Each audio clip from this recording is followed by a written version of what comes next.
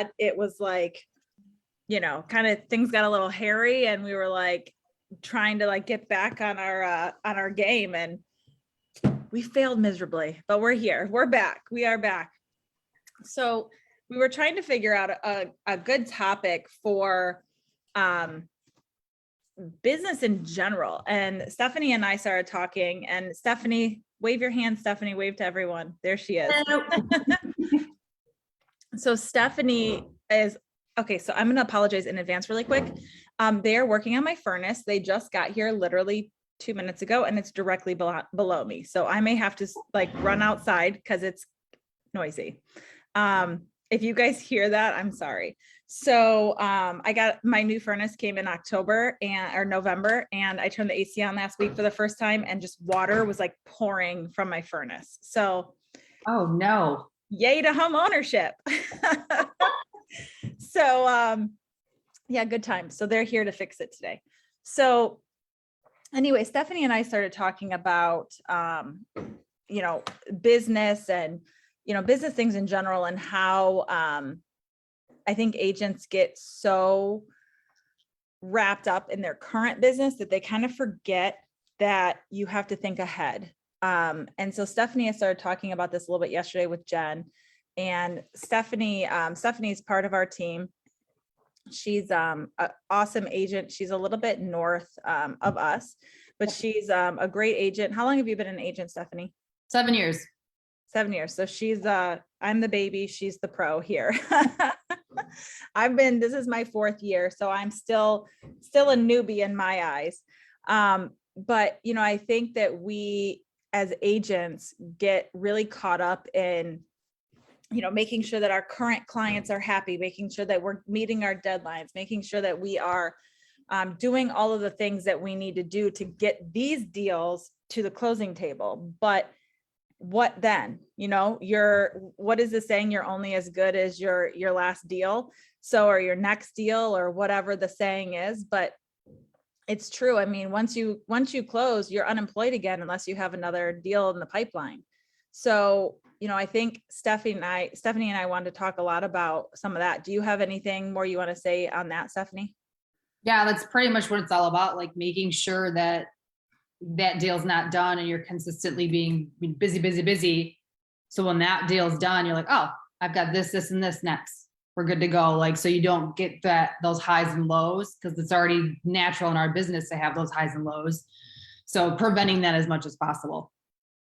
Yeah, for sure. I think that I'm trying to just queue up this Canva thing, but I think that it's a big, I think we just get so caught up in things that we kind of forget about the kind of baseline of our business, which is our pipeline. And, if we're not constantly working on it, it dries up, and it's going to dry up quickly, especially in this market where, it's changing, and people are, some people can't afford houses anymore, or they can't, their job changes, or their, the interest rate goes up, and now they can't afford as much, and they decide they want to back down, or, whatever it may be, or you're, in this rut almost with trying to get your clients' offers accepted, and they're not getting accepted. And, what's next? What can we do next? What can we focus on more for the next, the next week, and all of that. So I'm going to share this screen. Give me a minute here.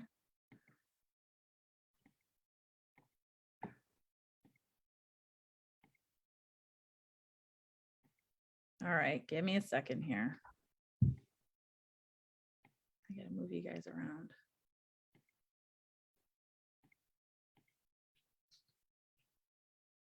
That's not even it. Hold on. That's the thumbnail. Hold on. First timer here. I swear I picked the right one. Stephanie, while I'm trying to figure this out, do you want to elaborate any more on that stuff? Yeah. So like, we're going to talk about a couple things in a little bit here, but when I started out in the business, I did not set myself up. I was like, all right, who's next? Oh, we don't have any money coming in. And then I'd be scrambling. So I've learned throughout the years of the things to do so that you don't scramble. And it just makes you feel better that there's things happening in the background, so that when you do finally get a chance to, okay, all my deals are closing. This is the last one I'm closing. You already have some other stuff that's going. So just that peace of mind that everything else is happening in the background and your business has almost like a foundation, will just make things much more streamlined and easy as you're moving forward from deal to deal and, client to client.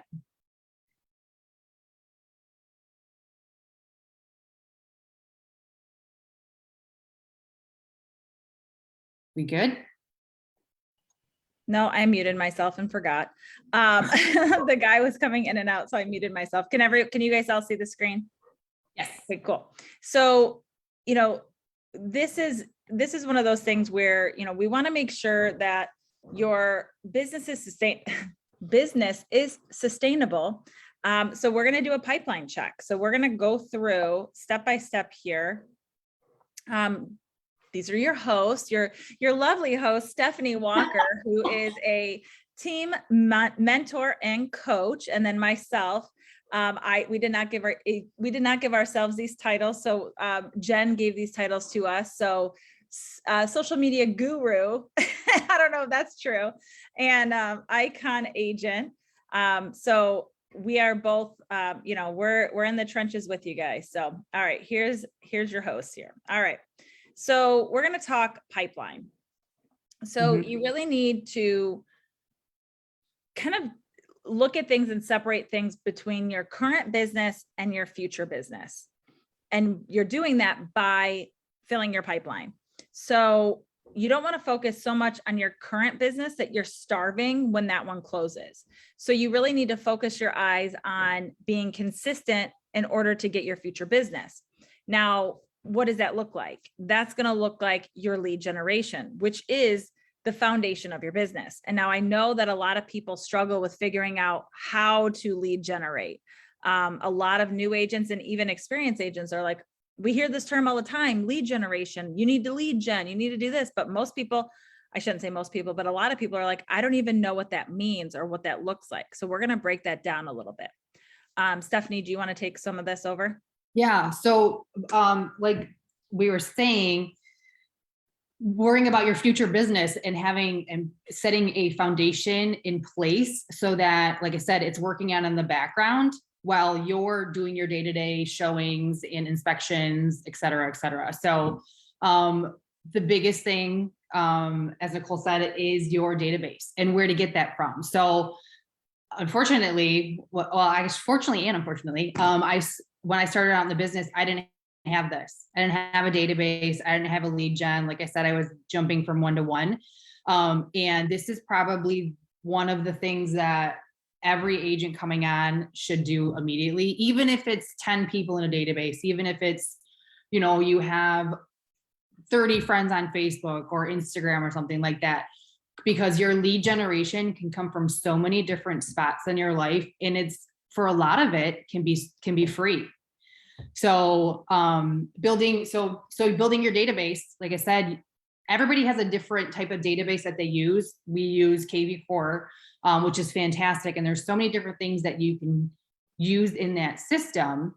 But basically when it comes down to a database, you want to have one central spot where you have everybody, whether they're friends, whether they're family, whether it's their social media, connections, whether they're your neighbors, whether they're past clients, but one spot where you can continuously touch with people in many different ways in order to stay top of mind with them, so that when they start to think about real estate, they think about you consistently.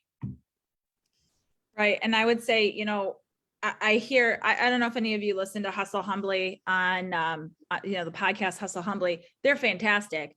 But one thing they talk about often is database. And, one of the girls is always, one of her biggest things is you don't need 1,000 people in your database. Right. You need like 100 or 200 like good ones, or even less. If you're a new agent, maybe it's less, maybe it's 30. We started doing a top 50 tracker. So it's really freaking cool. And it's not even necessarily for, the people who say, hey, I might want to buy in a year. sometimes it's people who, are the soccer coach or somebody from the PTA or somebody from the gym or whoever. You're putting them in there, and then you're doing these systematic touches every month in order to stay top of mind with them. And it could be a text, it could be a call, it could be taking them to coffee, sending them a coffee card. It could be any of these things that will keep them thinking about you. When you just randomly send somebody a Starbucks gift card, sorry, excuse the banging. If you start, send somebody a random gift card and just say, hey, thinking about you, you're going to be top of mind again. And now you don't necessarily have to do something that like Stephanie was saying, we're going to move, hold on.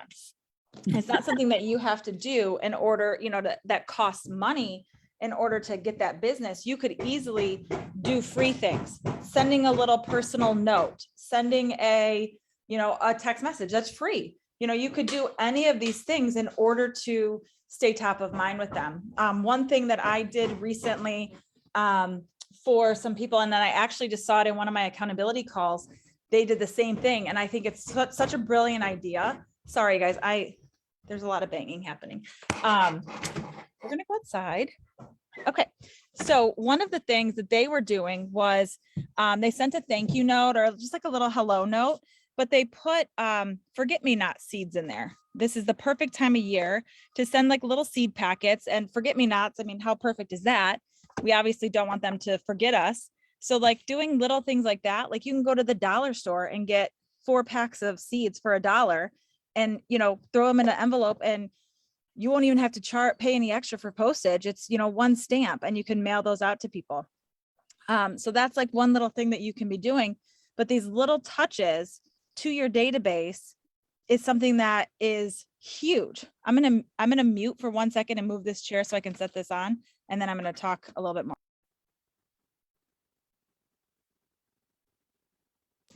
All right. So the other thing that I was going to say that I think is a really awesome idea, and we try to implement this with our team often, is to do SOI touch, like SOI reach outs, like video text messages. That's free. I don't send them in text. I usually send them through Facebook. I usually record the video. Everything is like blinding me right now. I'm sorry, guys. I usually will do a video in Instagram because I use the filters, and then I will save it to my phone and send it to my whoever I'm sending it to via Facebook. That way they can see what it is. If I don't have their cell phone number, if I do have their cell phone number, I will send it via text message. But if I don't, then I'll send it just on Facebook or Instagram. And it's usually a birthday message. So birthday reach outs are another great way to stay on top of your sphere of influence. I know Anne, I think she's on the call now. She will actually reach out, go through her friends list, see all the birthdays that are coming up for the following month. And then she'll send a message saying, hey, I want to send you a birthday card. Will you send me your home address? And 90% of them say yes. And then that's one way. She sends a little lottery ticket with it, spend $1 on a lottery ticket. She sends that, and she sends a cute little message saying, hope you get lucky for your birthday. And it's like super funny, but it's also really cute. And it's one way to stay on top of it, because what if that person wins, $100 or $5 or something? They're going to think about you every single time. Now, Steph, do you want to talk about social media a little bit? Yeah. So social media, knock on wood, I have not spent anything until this year on marketing. I started to do geo farming and whatnot, but social media for me has been huge, and it's gone, ever since I started 7 years ago, and it's far beyond what I do now. I know Nicole's great with TikTok and things like that, but becoming very relatable on social media, Facebook, Instagram, all that, and people see what you're doing, they love it. And if you continuously talk about, here I am in an inspection, or here's a tidbit, it's spring, check your furnace filters, little things like that can reach your big audience. And your friends, the people that you're friends with on Facebook are probably your closest friends and family. Those are little things that you can do that consistently will, again, keep you top of mind. And these are all things that you can plan in advance, especially like, for example, with Facebook. If you use a business account, and it's not a personal account, you can schedule out all your posts. So for example, you take 1 week, 1 day a week, or say you do it at the beginning of the month, you schedule out, hey, I'm going to do a post every other day. You schedule out for the next month or the next week, whatever the case may be. That right there, you just plan 30 days of touches for everybody in your sphere. And then once, obviously we all know, once it goes on Facebook, you can copy it to your personal page, you can send it over to Instagram, you can send it to Twitter. So again, those are all things that are happening in the background that you set up, when you do have some time that you're not doing showings or inspections and whatnot, that you can almost set it and forget it, so that it's working for you. You don't have to worry about it. And all you have to do is follow up with the people that do engage on it. And you'll be surprised at how many people actually do engage with that stuff. Actually, and you'll be more surprised at the number of people that have been following you for a very long time and see all your content, maybe not like it, maybe not comment on it. But as soon as real estate hits their mind, or they're talking about the market, or, they want to know the value of their house, or, hey, this house just went up, can you tell me about it? They'll call you. I have people call me, all the time from high school. Like I just went and met a friend that I haven't seen since high school. He's like, guys, I see all your posts. He's like, killing it. I'm like, I didn't even know that you still lived in the area. So, yeah. And all that's free. That's the best part about social media. And setting there. So again, with setting your foundation, if you do that once a week or once a month, I even time block it on my calendar to every day check in. Or if I hadn't posted something, okay, 5 o'clock, you know what, it hits my calendar. You know what, I didn't post anything today. There's nothing scheduled. Let me throw something quick on there. Mm-hmm. The other thing, we talked about this in our accountability call this morning. So just FYI, everyone is invited to our 9:30 Eastern time. We have a daily accountability call. So you can hop on that call every single day. We don't do weekends, but Monday through Friday, hop on. There's always good ideas. There's brainstorming, there's all kinds of stuff. But one of the things that we talked about this morning was a daily accountability sheet. So I have these daily accountability sheets. I'll show you guys. I don't know how well it'll show up out here. I have it on my Remarkable, but you guys can print it out. I don't think I've posted it in our group yet, but like this is my daily accountability sheet. So it has everything out on here outlined. So you can really pay attention to what you're doing. And part of it is for Instagram stories, stay in front of your people. You want to make sure your face is in one and you're talking in them, because people want to hear your voice. They want to create that parasocial relationship, which then is going to make them think of you or feel like they have a relationship with you already. So then when it comes time to sell or buy, they already know you. You don't need to interview. Like they already like you. They're not going to have to think about it. It also has, so it's got, you guys probably can't see this, but it's got an accountability call. You can check that off. 4 Instagram stories, at least. Now 4 is bare minimum, in my opinion. I've heard many people say you should have at least 8 to 10 per day. And sometimes Ashley, I saw that face. She went, ugh. So yeah, like you should have as many stories as you can. Honestly, if you get on there and you tell a story, chances are it's going to take 5, 6, 8, stories that go across. So, maybe it is like, hey, I'm showing this house today. Let me show you the super cute thing I just saw, or doing a quick home tour. I just did a home tour yesterday for a super cute condo, and I had so many people commenting on it, messaging me like, oh my God, that's so cute. Where is it? And I was like, well, somebody's already buying it, but it's really cute. But this goes through everything. So it's got your 4 stories, your 5 SOI reach outs, birthday list. Now I do my birthday list with my sphere of influence reach outs. Now those reach outs, they don't have to be birthday. Like maybe somebody got a new dog, or now this is a great time because graduation's happening. Mm-hmm. So you can send messages like, hey, I just saw your daughter's graduating. Oh my God, where is the time gone? I can't believe it. Congratulations. You must be so proud. Where is she going to college? Now you've left this open-ended question, or is she going to college, or is he, where are they going? What's their next steps? That's an open conversation now you can have. Maybe this is their last kid, and now they're going to start thinking about wanting to downsize. And now you just pop back up in their feed. You just pop back up in their mind like, oh, we should totally have Stephanie run some numbers for us to see what we could make on this house right now. Maybe we do want to move to Florida. This has also got some personal stuff on it. There's a clean eating, working out, phone-free family time. So you take an hour of phone-free family time to spend time with your family or your dog, or personal time. Go for a walk, go do something. If you don't have a family or a husband or anything right now, just go, or wife, take some me time. Also keeping track of your water. It's got a gratitude section, 3 things you need to do, a gratitude section. These are my people that I need to send messages to, and then your daily schedule. So you can really time it. And I am bad about time blocking, but when I see this schedule, I put all my things in for the day and I'm like, oh, I have time between 2 and 3:30 today. I could work on my content. Or I have time between 10 and 11. I don't need to be at those photos for my listing. So maybe I could, update my KV Core. I can update my my database. Like, you have all these opportunities that you may not realize, or you get sidetracked. As realtors, we're like squirrels. So, you may see something and then all of a sudden you're like, oh, maybe I should do laundry. Or instead of doing the thing that you think you need to do, we get sidetracked. So that was totally off on a tangent, but I can give you guys that document so you have it.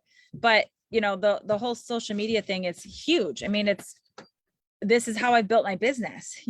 Social media is where I get my business from, whether it be relationships with other agents out of the area, or people reaching out to me that they watch my stuff, they see my stuff. I can't tell you how many times I've gone to a coffee shop and I run into like a parent of my kid who went to elementary school, and he's like, oh my gosh, you're doing so good in real estate. That's so exciting. And I'm like, you don't like my stuff. You don't comment on my stuff. I haven't talked to you in like 4 years. Where the heck did you come from? Mhm. But there he is, and that's what matters, is that they know what you're doing and they know that you're the person to come talk to. So geo farming. So this is something that Stephanie and I talked about last night. I've been really trying to focus more on farming. I don't know, does anybody on the call, does anybody really do much farming in their areas? I see some no, sorry, I can only see 5 people at a time. Hold on, let me go down. Okay, that's Kristen. Do you do any sort of farming? I just started, I just did a huge one, I don't know, 650 postcards Dang.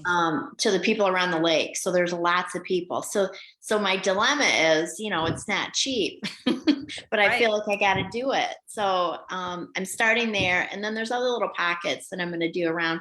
And I have done it before, but I wasn't consistent enough. So it kind of worked, but I need to just bite the bullet and do it every month. Well, you just hit the nail on the head. And sorry, let me go back. You hit the nail on the head. You have to be consistent with it. Mhm. If you do a one and done, send out one mailer, like nobody's going to pay attention to that. Like, look how much junk mail we get and we just throw it away. We don't ever pay attention to what that stuff is. So when you're consistent, you're showing up every month in their mailbox. We have somebody on our team who he spends a absolute fortune on mailers. He spends like $12,000 a month on mailers, but he is closing like 3 to 4 million per month, because he is consistently every single month sending these things out. And he's not just sending out postcards. He's actually sending out a brochure of all the closings in that city, all of them. Here's the address. Here's what it listed for. Here's what it closed for. Here's the date that it closed. And then it gives people an idea. Like, even my mom got it. And I was like, Mom, he's on our team. And I said, why do you have Todd's booklet here? And she's like, well, I always like to look to see if anything's sold in my neighborhood. And I was like, Todd, you're onto something. Okay. You're onto something here. So, but I mean, obviously you could do that on a much smaller scale. The other thing that you can do for farming that's not as expensive, more time consuming, would be actually dropping stuff off. So I'm in a challenge right now with another group, and I've done this. I'm in 2 different coaching groups, and the one coaching group, we've been doing this for a while, and this other coaching group is doing it now, where we're doing like equity reports, or we're doing like a home equity report. You can call it that. You can call it a CMA, whatever you want to call it. I think CMA is kind of the normal language. So why don't we start calling it something a little bit different? Home equity report. How much equity do you have in your home? How much could we sell this home for? And what would you net at the end? Or do you want to see what you can net? So if you're doing a CMA and you're going and dropping it off at their home, whether it's on their front door, even you can mail it, but that's going to be more expensive than postcards. But if you pick like small pockets, like for instance, I had a listing coming up in a neighborhood. So I sent out mailers to everybody saying, actually I went on Remind. Let me back it up. I went on Remind and I found all the addresses on in that neighborhood. And I mailed them all letters saying that I had an upcoming, I can't remember what I mailed out the first time. I mailed out, I think it was, I'm trying to even remember what it was. I sent out something. I'll have to think about it. I sent out something. And then then they all saw my face coming through the mail. Then they see me with my sign up in the yard. And then after the house closed, I sent out CMAs to everyone. And when I say CMA, I'm not talking about a complete CMA. I taught this to our team a while ago, and I think I'm going to teach it again because we have a whole bunch of new agents, and it might even be something that we could do on one of these calls. Is basically I took this one neighborhood. Now all the houses are very similar. So if you're in a neighborhood like Kristen, you're on a lake. So your houses, you probably have massive houses and little houses, and you have all these different ones. Well, I took this one neighborhood that was pretty much all 4 bedrooms, 3.5 bath, 2,500 square feet. Super easy to do comps on that. They're all going to be the same. Every house in that neighborhood is going to be pretty much the same. So I found 5 comps and I screenshot that here's all the last 5 houses that sold in the neighborhood. Here's what they sold for. And I changed the address on each flyer and I put together a whole little thing for them and I mailed them out. It cost me the first time I used very sturdy paper and it cost me 88 cents. The next time I used regular old printer paper and it cost me just 1 stamp. So I could mail them out and get everybody this information so then they can come back to me. I recently did a buyer letter. Has anybody ever done the magic letter or the I have a buyer letters before?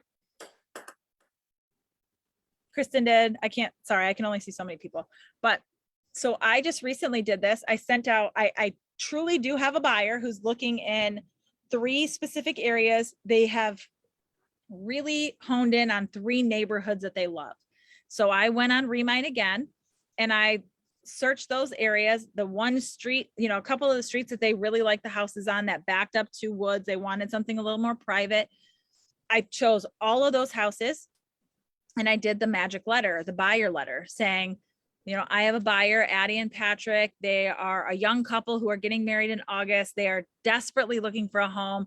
We've been searching. We've looked at several homes in this neighborhood. Ultimately, they weren't the right fit, but this is where they want to raise their family. If you are thinking about selling or if you know of anybody who's thinking about selling in this neighborhood, please give me a call. Day 1, I got a call and he was like, the neighborhood watch. He was like, I got your letter and I heard that my neighbor's neighbor is going to be selling their house. So I'm going to watch when they get back from walking their dogs and I'm going to go over there and talk to them. And he did. And they called me and I'm actually showing them the house tonight. I've already gone and looked at it and then talked to them about it all. And my clients are actually going over to look at it tonight. So let's all pray that this works out because we lost like 9 offers now. So Lord knows I need a break. But that buyer letter really helped. And I did have somebody else message me just the other day. They are actually selling FSBO, but she did message me and say, hey, I want to let you know, here's the link. I just listed my house for sale by owner. We're not looking for an agent, but if your buyer is interested, here's my information. So, I mean, it is working.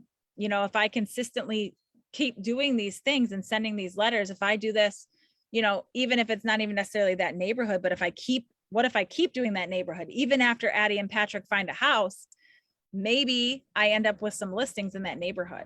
So things like that, you want to just keep staying top of mind.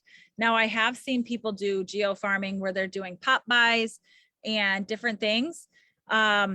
I did see one recently in another group that they dropped off a little mini bottle of Moscato and a little like summertime towel and something else, and it turned off the seller because they weren't drinkers. So maybe just careful on what you're sending out, make it maybe a little bit more general, although that was her style. And so that's what she did. And she wants to attract like-minded people. So if it turns somebody off, they're not the right person for you anyways. However, you know, maybe stick to like seed packets or koozies or something like that instead of wine. But Stephanie, do you want to have anything more to say about geofarming or anything else before we move on to the next one? Yeah, the only thing about geofarming I would say is don't go too wide. Like when you pick your area, pick an area that you're comfortable with, because I mean, I started farming in my subdivision, so I'm going to be doing flags for Memorial Weekend and then I'm actually going to be following up with that magic letter to say, hey, you know, realtor, I live with you. I live in your subdivision. My kid goes to school right down the street. Hope you guys liked the flags that I did. And then I'm going to do something consistent, but I want to keep it in an area because it could get super expensive. But I want to keep it in an area that's close by me. I'm comfortable with the people. And then I think there's a little bit more of that connection because I'm close. But yeah, farming's good. You just gave me an idea. I live on this street that's like, it's like a boulevard. So there's like grass going all the way up, and this is the main entrance. So I should go and do like flags all the way up and down. Is that what you're doing? Yep, I'm doing, so I have 300 houses in my association alone, and I'm actually on the board. So I'm going to in front of all 300 houses and putting flags out for the weekend. And then in the next, then following up in a couple of weeks, I will doing the letter to say, hey, you know, tell a little bit about the market, and then hope you enjoyed the flags. If you need anything, reach out. Are you doing like just one flag in front of everybody's yard or like multiple? One flag, but they're tall flags. Oh, okay. I'm doing this on the screen. Yeah, they're like 12, they're like 12-inch flags. So I'll put them at everybody's corner of their driveway at the bottom, so that when you look down the street, it's gonna be all flags and all, you know, nice and pretty for the holiday. Cute. I like it. It's a good idea. And then my business card will be at the bottom. Oh, that's a good idea. Yep. Does anybody else, let's open this up for a minute. Does anybody else have any other like geo farming ideas that they love to do or anything like that that they want to share? Just take yourself off mute. Oh my gosh, I have leaves falling in my hair now. Yeah, I do. One of the things that we've done in the past, and it works really well, is to you geofarm an entire neighborhood, and then you have an event based on that. And you can like do a food truck. We did that Big Laura pizza truck, and we invited all the neighbors, and then we typically we'd get a title company sponsor and a lender sponsor, and we would put their pictures with their advertisement on the pizza box. And when everyone came from the neighborhood to get their food, it was paid for, you know, a third by the lender, a third by the title company, and a third by you. So it's very cost effective, and it's a great way to really dominate a particular subdivision that you're interested in doing business in. Yeah, I love that idea. I think that's a super cool idea, especially when you have, like, if you're in a HOA or, you know, even like doing a mega open house, you know, do an open house and have a food truck come and do the same kind of thing. That way you're not only advertising for your client, but you're also essentially farming a neighborhood. If you're sending out flyers beforehand, hey, come check out this house, like pick your neighbor type thing. It's a super smart idea, and they're not horribly expensive. I mean, I did like a coffee truck that came, and they did smoothies and pastries and coffee, and I think it was $500. So it was, you know, $250 with me and $250 with my lender, and it worked out beautifully. Love it. Stephanie, do you want to take the MLS search? Yeah, so I'm not sure if everybody uses Real Comp, but I'm sure I'm a Real Comp girl. But I know both systems have an auto search and a concierge function.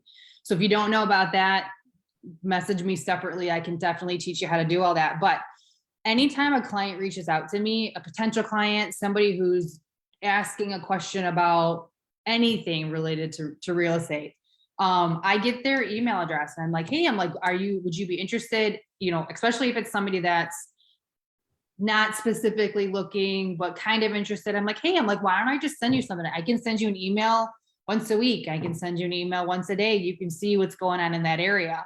And that is something that happens in the background. So I set that up on an auto search. So every day, or however they want it, you know, how often. I have some clients that are, you know, my buyers right now, they're getting, you know, sometimes 15, 20 emails a day as soon as something hits the market. But that's all happening in the background, where again, you set it up and you forget it. You can see yourself on it so that you can see exactly what your client's getting as well. But 9 times out of 10, your client's seeing that before you do, because they're watching their emails like a hawk. But it's something that you can set up, again, especially for those that are like kind of on the cuff, like, oh, you know, maybe we'll look in, you know, 6 months or a year. But they're constantly seeing your face. They're constantly seeing an email from you, and they're constantly learning either something that's new on the market, a value that's on the market, so that you do consistently stay top of mind for, you know, those people that are, you know, maybe not looking right now, but you're giving value, and it's something that you can set up and you don't have to worry about on a daily basis. Yeah, I agree. I mean, I think that one of the benefits of having like KV Core, having some sort of CRM system, is that you can set it up so you have that MLS auto search going, or you have some sort of automated system to just kind of help you. So you don't have to reply, you know, you don't have to, you know, contact every single person. You can have it set up. You can, you know, change the text messages that get sent out so they sound more like you and they don't sound like a robot. You know, I think that it's, you know, a lot of the AI that we have now is so much better than what it was. And they can really kind of, you know, they can tell what you're replying. They can send back stuff that makes sense. Like I know Lion Desk has a system like that too. And it's really intuitive. So, you know, you can, a lot of these things you can kind of set it. One thing that I was thinking about yesterday too was, you know, my client texted me yesterday, we're closing today at 1:30, and he said, oh, what, you know, I need to do my, I need to set up my utilities. And I was like, oh crap, I forgot to send him his email that we're we're approaching closing. I usually always send out this email. And I started thinking about it. I was like, I have not sent that email out to the last like 4 closings I've had.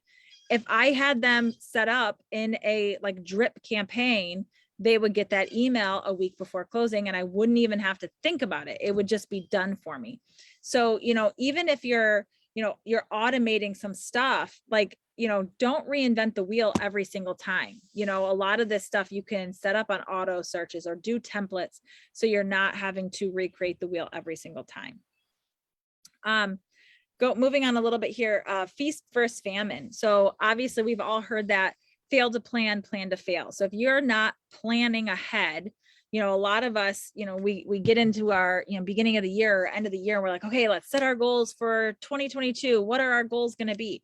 And I know that multiple people that I talked to, including myself, said, I'm going to set out all of my farming ideas. I'm going to get everything set up and ready to go, so I'm not struggling and I'm not like, you know, freaking out a week beforehand trying to get things out. I did not do that. I planned on it. I had the best of intentions, but we get busy and things happen. But I think it's really important to, you know, look ahead, like, okay, we have Memorial Day, maybe that's too soon. So maybe think about Mother's Day, or I'm sorry, Father's Day, or 4th of July. 4th of July. Yeah. What's coming up? School starting. You know, I was actually thinking about doing a fun pop by for all of my clients who have kids, and doing like ice cream sundae stuff. Like, so putting in like a little cute ice cream scoop and some sprinkles and, you know, a couple little things like in a little basket wrapped up, and just leaving it at their door, you know, just add ice cream type thing. So I thought that would be something that's really cute. And that would be a great one to do maybe in August, or even going and getting like those bags of popsicles, you know, they're full of high fructose corn syrup, but every kid loves them. So, you know, maybe dropping some of those off, like wrap a little thing around them and go drop those off at their houses, or A lot of people will have like a summer picnic or something for their HOA or their neighborhood. And you can do like, they'll do popsicles in the park or something like that, and bring stuff like that. Or maybe even talk to your HOA or your neighborhood if it's a smaller neighborhood, and plan something for the neighborhood. It doesn't, if you don't have an HOA, what's stopping you from, doing something just in your front yard, or blocking off a little portion of the sidewalk or something, and having like a little popsicle party for the kids and the people in the neighborhood. So think about that, plan ahead. Otherwise you're going to fail. If you don't, I mean, it's 100% true. We've all seen it. If you're not planning ahead, you are planning to fail. Do you want to take the next one, Steph? Yeah. With kind of like the theme of what we've been talking about, like busy work versus income producing daily work. So we're all busy showing houses, setting up showings, writing offers, all that stuff. So planning that other work to build that foundation and setting auto drip campaigns and databases, setting up time blocking for social media, setting up social media auto posts, all that stuff that you can do and like plan ahead, which we all love to do. We'd love to do, is great, but make sure, because as busy as we all are, to make some time, if you aren't able to set up and schedule things ahead of time, that you are doing something on a daily basis where it have to do with something with lead gen. So like we said, is easy as social media posts, or, hey, I got the clear to close today, or, oh my God, do you like this shower or this shower better? Something as simple as that, that keeps you top of mind for people, is where you're going to have a ton of people that when they do come to think about real estate, that's going to be, they're going to think of you because they constantly see that you're doing that. And then when you're doing pop buys and different things like that, all of it, every little thing that you can do will add up to, oh, well, yes, I know Nicole is my real estate friend because I always see her stuff and she's very successful. And I see that, oh, she's doing this and she knows about, inspections because I saw her video on it, and she knows about furnaces because she's having one fixed right now. Like just different things like that. So, yeah. Well, the other thing too is a lot of times we get so weighed down by all of these tasks that we want to do or have to do, right? So like you have your calendar of stuff that you have to do today. A lot of times when I'm feeling overwhelmed, I'll say, what's going to make me money right now? What do I need to do that's going to generate money? I'm going to do that first. So if it's, I got to email a client, I need to schedule a social media post, I need to do a reel, I need to contact a lender. What is going to make me money? Well, my client is going to be the first one who's going to make me money. So I'm going to do that. Then I'm going to contact the lender because they're second in line. Then it might be social media after that. So think about, what do you need to do? You can also time block, using this daily accountability chart, look at that and say, you can also do it in Google. If you do like a Google Calendar, you can color block and say, okay, so blue is my busy work.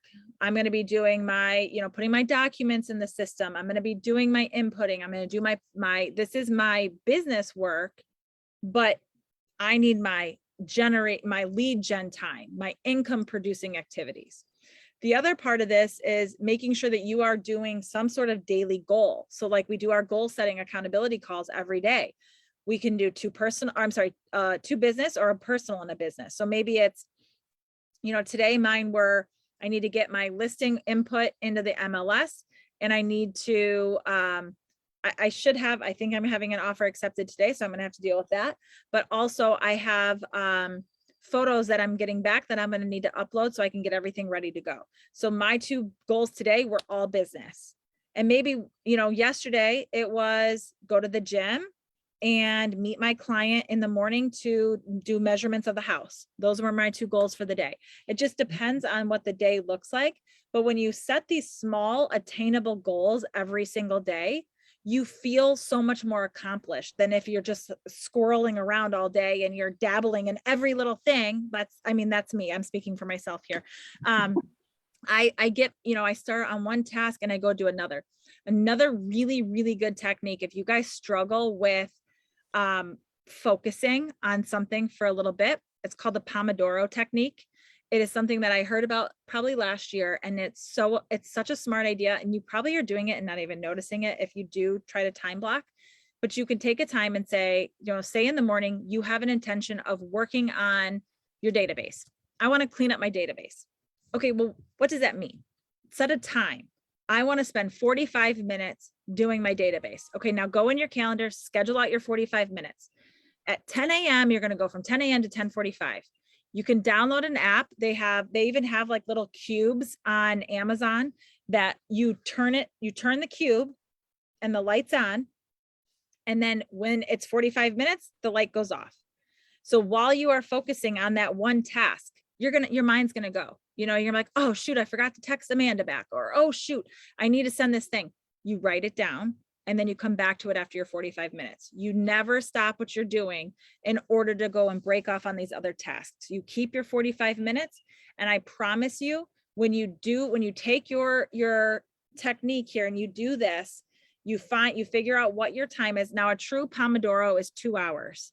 So you could do half a Pomodoro, an hour. If you want to do a 30 minutes, like that's fine. Doesn't matter. You pick whatever your time is.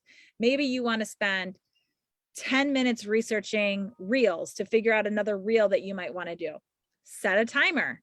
Don't get sucked down that, TikTok or Instagram reel rabbit hole, because we all do it. You want to make sure that you are sticking to your task. Do you have anything more to add to that, Seth? No, it's good. Okay, cool. So don't work harder. Work smarter, not harder. Hold on, I'm going to mute again. Big truck going by. The joys of working outside right now. Okay, so utilize the tools in your toolkit. So you have your database, you can set them up on autopilot for email and text campaigns where you don't have to think about it at all. It's already set up. I love that about KV Core. If I post something, an upcoming listing or whatever, they click on it. I don't know who on here has KV Core, who utilizes it, but it's really brilliant. I'm sure there's other systems out there that do this, but let's say I have a new listing and I share it from KV Core onto Facebook. Any one of my friends or family, or I usually make it public, anyone who clicks on it automatically gets pulled into my KV Core and I see all their information. It sounds a little creepy, but it's there. I have their phone numbers, their email addresses. If they have a Pinterest, I see it. If they have other accounts, if they have any of these other accounts that are connected with that email address from Facebook, I can see it. Then if they start, they look at my one house, it's a 3-bedroom ranch. Well, now KV Core notices, okay, they're looking at a 3-bedroom ranch. It's going to start sending them emails of other 3-bedroom ranches or other 3-bedroom houses. Now they're set up on an auto search automatically. I didn't have to do a thing. I didn't have to think about it. It will email them, text them. If it doesn't call, so I can set up a call if I want to, but it will email and text all on its own. Then you can also do website lead generation with doing like lead capture pages and doing oh my God, why am I drawing a blank on the word I'm looking for? Squeeze pages? Yes, squeeze pages. So you could do like a squeeze page or a landing page. Landing page is what I was thinking of. You could do a landing page. You're doing the same thing, collecting all their data. That's going to help keep everything on an automated search, an automated system that you don't even have to think about. Do you want to go to the next one? Yeah, that's my favorite. So are we looking at transaction coordinator?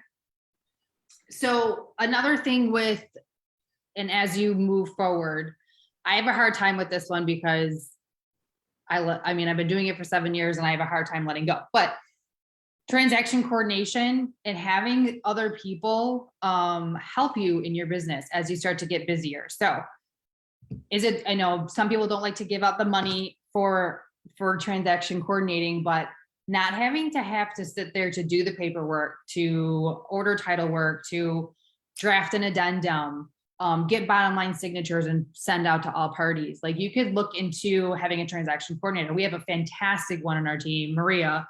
And she's amazing with it. So you should see the list of everything that she does. But this is a way that you can leverage your work out a little bit so that you can spend more time on your clients, and then also the lead generation portion of it, where you are you know what, I'm going to take this next 30 minutes and I'm going to set up these couple of auto drip campaigns, and we're going to put this group of people in it. So not only that, you can also utilize a showing assistant, someone who can open doors for you, especially in this market that we have right now. Getting into the house as quick as possible. If you're comfortable with somebody showing for you, that could be something that you could utilize as well. That would give you more time. So, it's a business, so you have to run it accordingly and use, not everybody does everything, as it says, no CEO does all the things, run a business, and it's not a hobby. So, ask for help when you need it and leverage other portions of the business in order to focus on the things that are going to get you money and bring you the clients back into to your pipeline. Yeah, I think I love that quote. No CEO does all the things. I mean, I am a perfectionist. I want everything done my way. And I think that quote, I was like, holy crap, they're so right. Like when you are, what is that saying? A jack of all trades, master of none. So if you are doing all of the things, you're just doing all of them okay. When if you took away some of the mundane things like hiring a transaction coordinator or hiring a VA to do certain things for you, maybe they are doing content creation, or if you don't have a creative bone in your body and you don't want to have to create all the Instagram posts and all the stuff, have a company do it, go to like Coffees and Contracts or Modern Agent that's us, Modern Agent Social Club, and do, like pay for their subscription and they'll give you all the content. You just have to, plug and play and put in your photos, or keep them all their photos if you want to, but I don't recommend that because we want people to see your face. But you can easily do that stuff. And if anyone doesn't have either of those, I do have affiliate links for Coffees and Contracts and Modern Agent Social Club. So those are content creation sites where they basically give you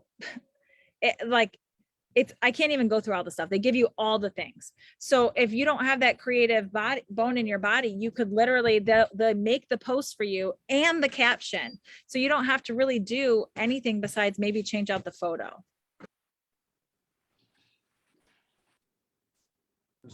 Go ahead, Stephanie. Sorry. Yeah. No, you're good. Do you guys have any questions? I know we threw a lot of information at you guys. Do you have any questions or want us to dive into anything or give you examples of what we're working on right now? You just unmute if you have questions. No? All right. Thank you. Sorry, the furnace man was just finishing things up. I do think though that I missed what you were just saying. I think you were asking for questions, but I do think it is so true. You need to run your business like a business. This is a business, and we as agents are responsible for the success of our business. So if we are depending on stuff to just fall in our laps, we're gonna fail. We're gonna fail if we're not going out there and working for the business or generating leads in some way, shape, or form, whether it be referral leads, utilizing a paid lead source, whether it be OpCity or OpCity, Zillow or something. I mean, I know we hate the Z word and all that, but if you're not using those things, you have to figure out another way to generate business, because it's not just going to fall in your lap. And I think, we see a lot of new agents come into the business and they're like, I got my license. When do I close my first deal? And they don't really think about the work that goes in behind it. And I shouldn't even say necessarily new agents, but I say that because I have had new agents join and they assume when they get their license, you just immediately get business. And now some people get super lucky, and that is what happens. For me, it didn't happen like that. It took me 6 months to get my first deal, so it takes a long time sometimes, and you have to be prepared for that.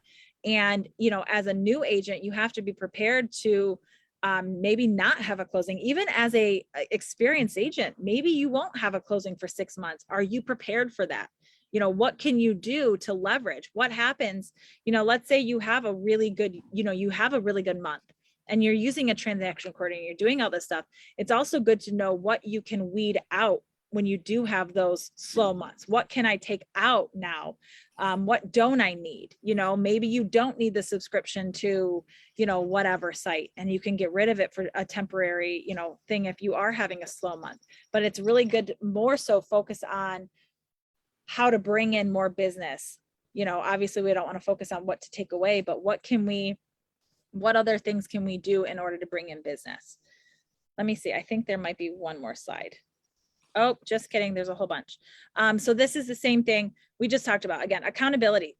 Entrepreneurship is not for the faint of heart. You need to find like-minded people who lift you up and keep you going. That's one of the things we hear all the time, is people struggle with having an accountability partner or having somebody to hold them accountable to their goals or even just to their daily tasks. What's stopping us from laying on the couch and taking a nap? What's stopping us from,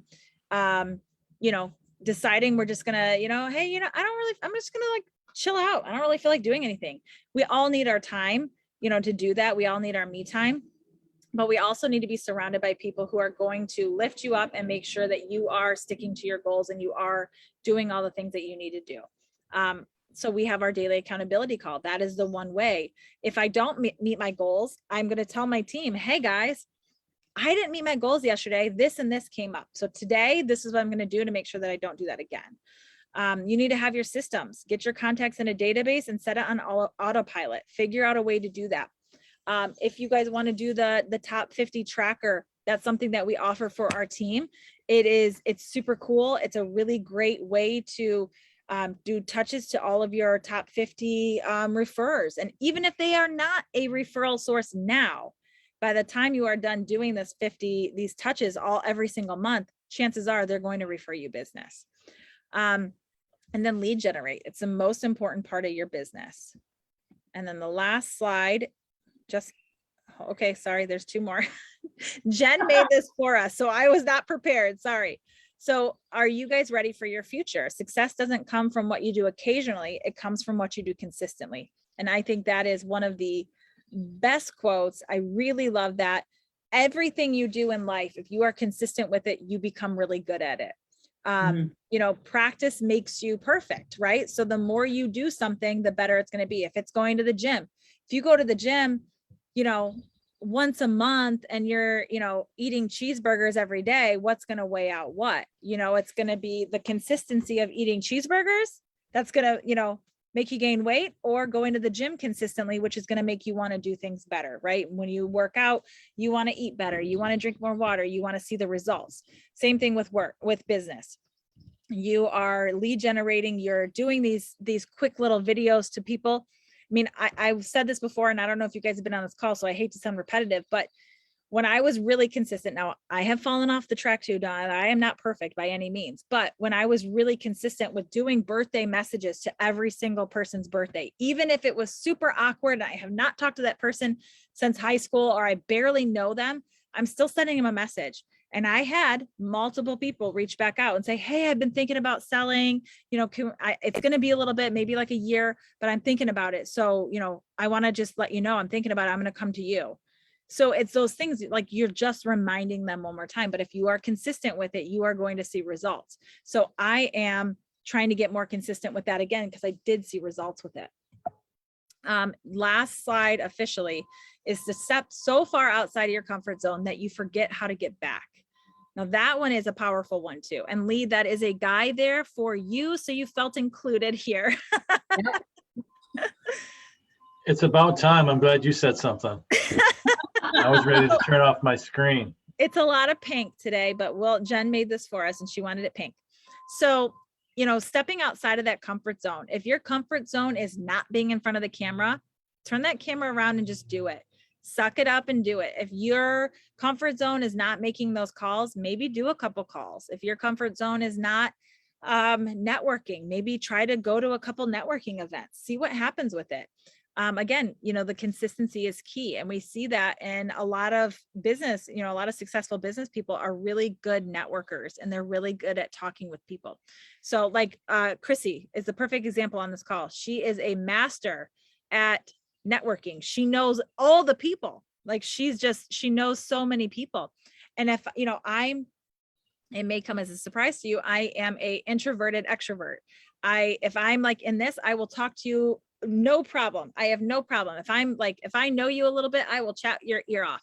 But if I'm at a party and I don't know anybody, I'm sitting in the corner waiting for somebody to talk to me because I'm too nervous to go up and talk to people. So, just, get out of your comfort zone a little bit and, maybe it's networking, maybe it's farming, maybe it's something, just try to do something a little bit different that makes you step out of that comfort zone. And then those little steps and being consistent with it should have you seeing massive success. And man, we're at 104, so that's pretty good. Does anybody have any questions or anything? I'm going to stop the share. All right. Well, thank you all so much for being on. I really appreciate it. You guys are awesome. If anybody has any questions, let me know, but I will put that link. I think Jennifer, she's not on right now, but she did put on there that she wanted me to get that document. So I will be sure to post that in our Modern Aging Blueprint so people have access to it. And we will see you guys all next week for another Modern Aging Blueprint. Thank you, Stephanie. Thank you. Bye, girls. Bye, Lee. Thanks, everyone.